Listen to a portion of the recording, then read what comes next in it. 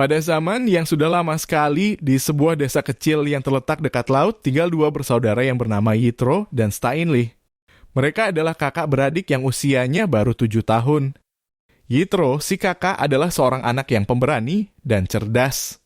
Sedangkan Stainly, adiknya, adalah seorang anak yang manis dan penuh semangat. Suatu hari, Yitro dan Stainly mendengar cerita tentang harta karun yang tersembunyi di sebuah pulau misterius di tengah laut luas. Mereka terpesona oleh cerita itu dan memutuskan untuk berpetualang mencari harta karun tersebut. Tanpa memberitahu orang tua mereka, mereka menyusun rencana kecil untuk menyelinap keluar dari rumah pada malam hari. Pada malam gelap yang sepi, Yitro dan Stainly berlayar dengan perahu kecil yang mereka pinjam dari nelayan desa.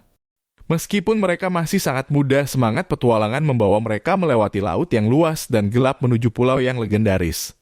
Tapi sayangnya dalam petualangan itu, cuaca berubah buruk. Angin kencang dan ombak besar menghantam perahu mereka dan akhirnya mereka terpisah oleh gelombang besar yang mengamuk. Yitro berusaha keras mencari Stainly, tetapi tak ada tanda-tanda keberadaannya. Saat Yitro merasa putus asa, tiba-tiba muncul seekor paus besar dan mengerikan.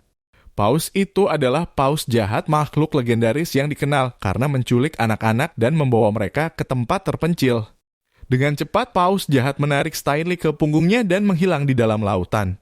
Yitro merasa ngeri dan takut, tetapi dia juga merasa tidak akan menyerah untuk menyelamatkan adiknya. Dengan berbekal tekad dan keberanian, Yitro menyusuri laut untuk mencari paus jahat dan Stainly. Dalam perjalanan, dia bertemu dengan ikan-ikan yang baik hati, lumba-lumba, dan bahkan burung laut yang membantunya memberikan petunjuk menuju tempat paus jahat berada.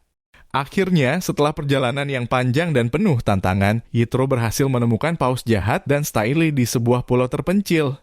Paus jahat berusaha menakut-nakuti Yitro, tetapi Yitro tidak gentar. Dengan bijaksana dia membujuk paus jahat untuk melepaskan adiknya. "Saya datang bukan untuk melawanmu, tapi untuk meminta tolong. Mohon berikanlah adikku kembali padaku," kata Yitro dengan hati-hati. Paus jahat awalnya tertawa, tetapi melihat ketegasan dan keberanian Yitro, hatinya tergugah.